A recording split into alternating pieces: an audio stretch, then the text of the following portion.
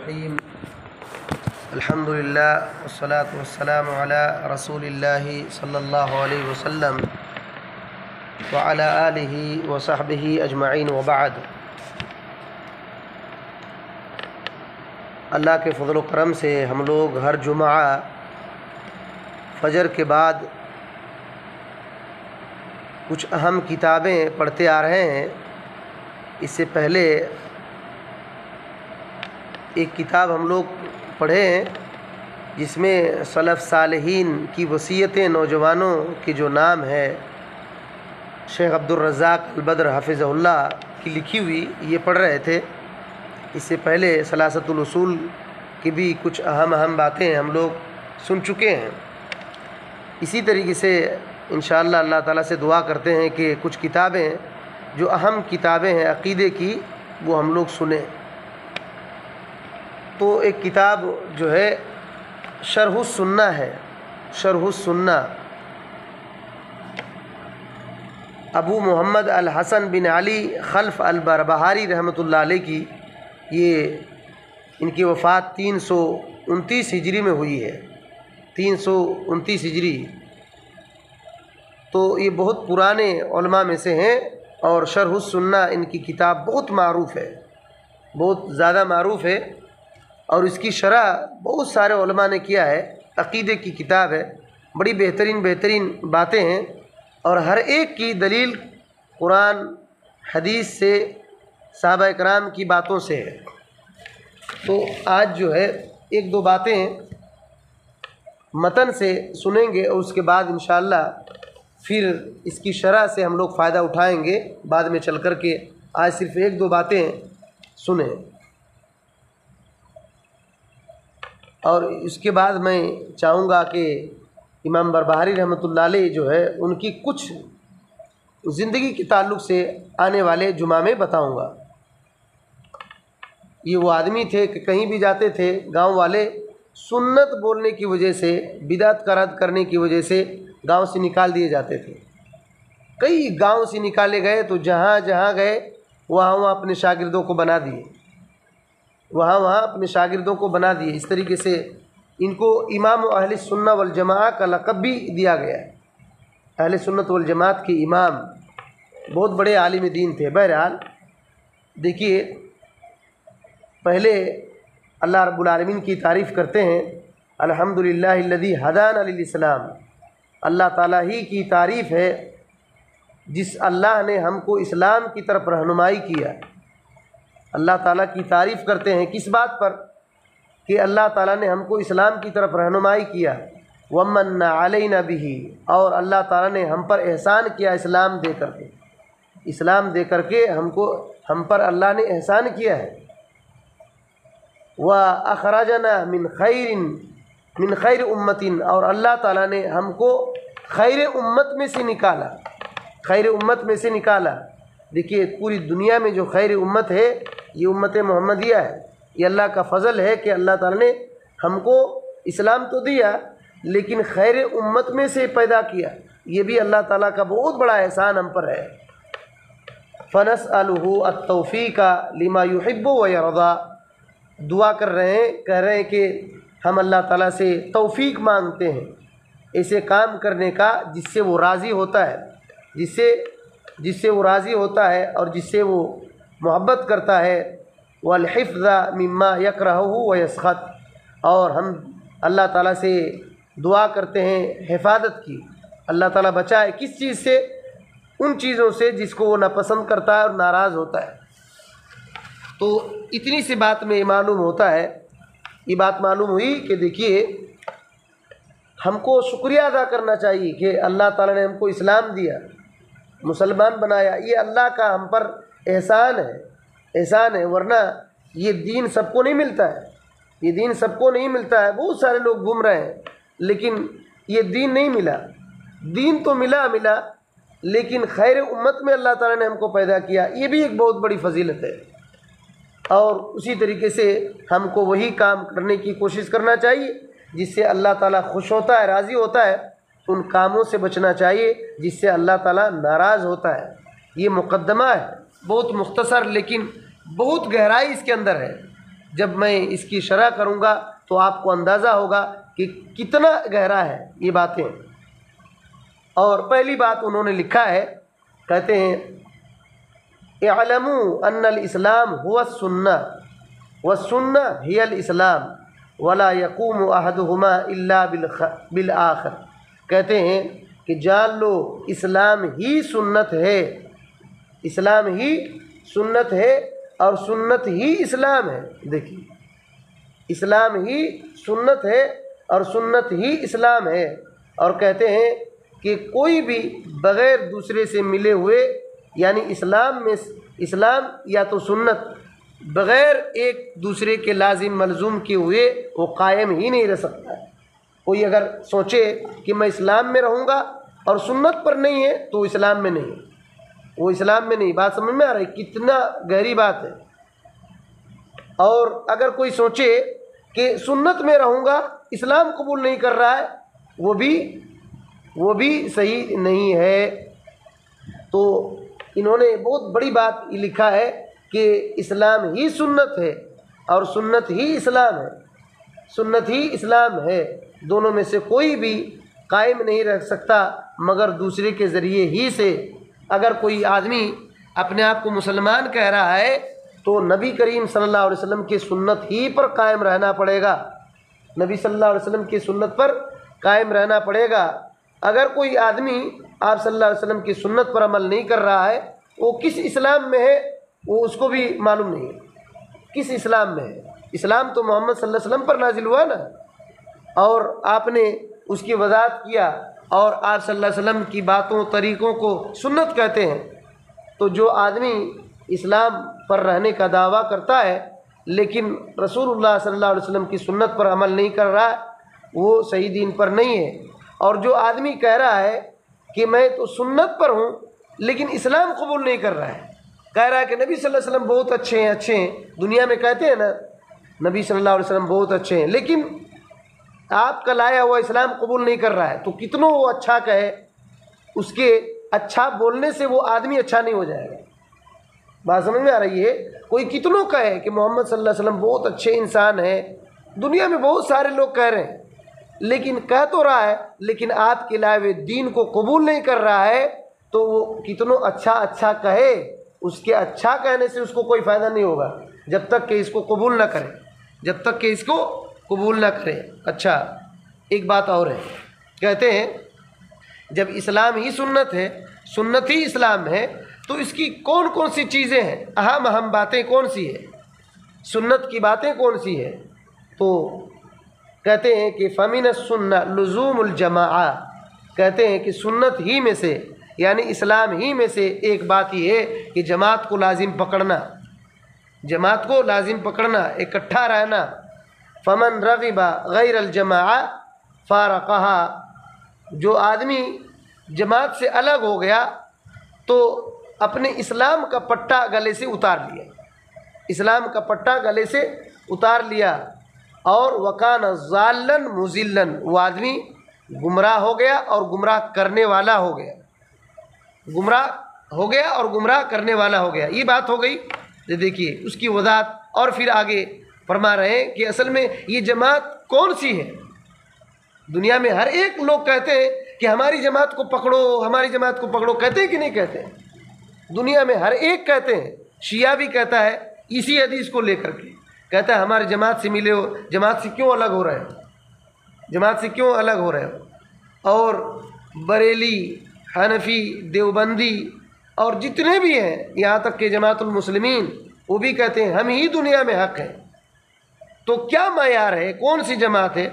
تو کہہ رہے ہیں کہ اس کی بنیاد کیا ہے، فرما رہے ہیں والاساس الذی تبنى علیہ الجماعہ وهم اصحاب محمد صلی اللہ علیہ وسلم ورحمهم اجمعین وهم اہل السنہ والجماعہ فمن لم یأخذ عنهم فقد ضل وابتدع وكل بدعة ضلالہ والضلالة واہلها فی النار۔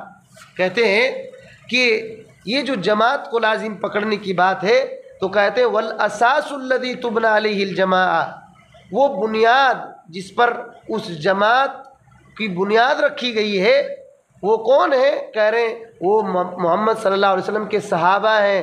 دیکھیں، وہ محمد صلی اللہ علیہ وسلم کے صحابہ ہیں۔ یہ جماعت کی بنیاد ہے، وہ جماعت کی بنیاد ہے۔ اور کہتے ہیں اللہ تعالیٰ تمام لوگوں پر رحم فرمائے، اللہ تعالیٰ تمام لوگوں پر رحم فرمائے، تمام صحابہ اکرام۔ کہتے ہیں وہم اہل السنہ والجماعہ، وہی لوگ اہل سنت والجماعت تھے، وہی لوگ اہل سنت والجماعت تھے۔ کہتے ہیں جو آدمی ان سے دین کو لے گا تو وہ صحیح ہے، لیکن جو آدمی فقط ضل و ابتدع، جو ان سے نہیں لے گا وہ گمراہ اور بدعتی ہے، وہ گمراہ اور بدعتی ہے۔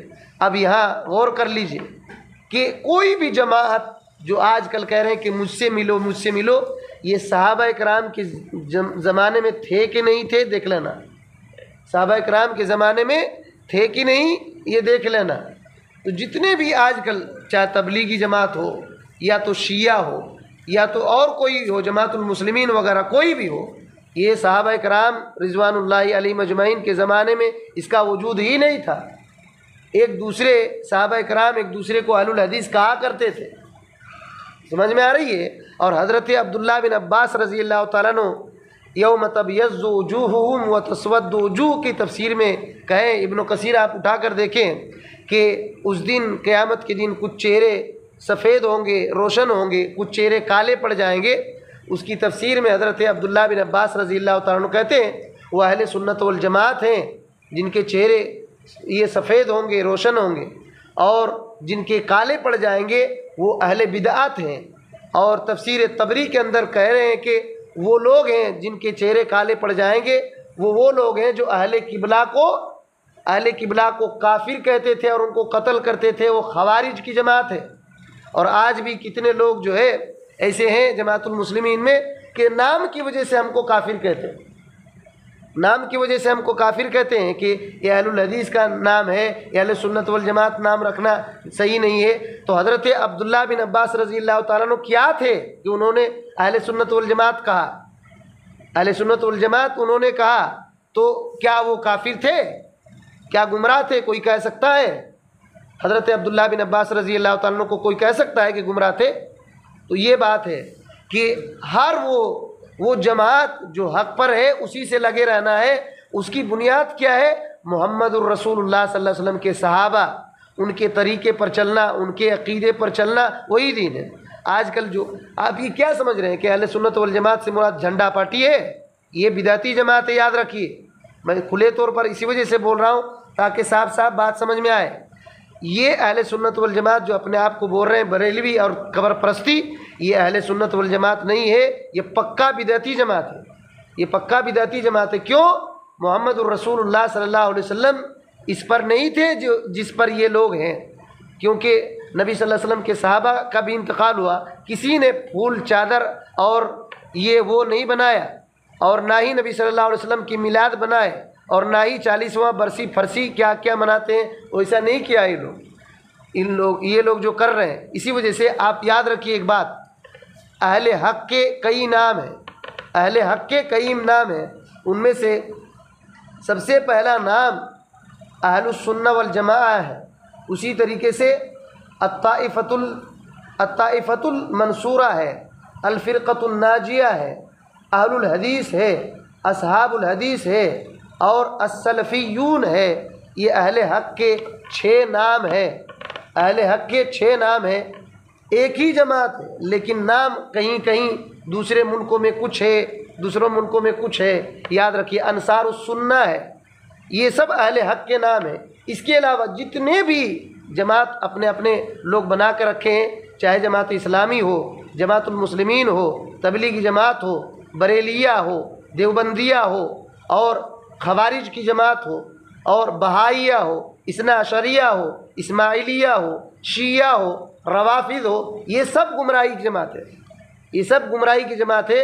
اور آپ اس کی ڈیٹیل سے پڑھنا چاہتے ہیں، ابن الجوزی رحمۃ اللہ علیہ کی کتاب تلبیس ابلیس پڑھ لیجئے، تلبیس ابلیس پڑھ لیجئے۔ اسی طریقے سے عبد القادر جیلانی رحمۃ اللہ علیہ کی کتاب غنیت الطالبین پڑھی، غنیت الطالبین کے اندر بھی انہوں نے گمراہ فرقوں کا نام لیا ہے، اور تعجب کریں گے انہوں نے حنفیت کو مرجیہ میں رکھا ہے، مرجیہ فرقوں میں رکھا ہے، اور انہوں نے ذکر کیا کہ ہمیشہ بدعتی اہل الحدیث کو غلط ناموں سے یاد کرتے ہیں۔ عبد القادر جیلانی رحمۃ اللہ علیہ نے غنیۃ الطالبین کے اندر لکھا ہے۔ بہرحال تو یاد رکھیے وہی جماعت ہے جس کی بنیاد محمد صلی اللہ علیہ وسلم کے صحابہ ہیں، اور یہی اہل سنت والجماعت ہیں۔ جو ان سے دین نہیں لیتا ہے وہ گمراہ اور بدعتی ہے، اور ہر بدعت گمراہی ہے، اور ہر گمراہی اور گمراہی کرنے والے جہنم میں جائیں۔ اسی وجہ سے نبی صلی اللہ علیہ وسلم کی وہ حدیث یاد رکھیے، آپ نے کیا کہا کہ اہل کتاب 70 پر 2 فرقوں میں بٹے، اور میری امت 70 پر 3 فرقوں میں بٹے گی، ان میں سے ایک جنت میں جائے گی۔ تو صحابہ اکرام نے کہا اے اللہ کے رسول صلی اللہ علیہ وسلم وہ لوگ کون ہیں؟ تو آپ نے کیا جواب دیا؟ ما انا علیہ الیوم و اصحابی، آج جس دین پر میں ہوں اور میرے صحابہ ہیں۔ نبی صلی اللہ علیہ وسلم نے بنیاد رکھ دیا، نجات کون پائیں گے؟ جس پر میں ہوں اور میرے صحابہ ہیں، قیامت تک جو بھی اسی راستے پر چلیں گے وہی حق پر ہوں گے، چاہے نام کیا بھی رکھے، کتنوں اچھا رکھے، نبی صلی اللہ علیہ وسلم کے طریقے پر نہ ہو وہ حق پر کبھی نہیں ہوں گے۔ نبی صلی اللہ علیہ وسلم کے صحابہ یہ حق کی بنیاد ہے، تو یہ بات ہے۔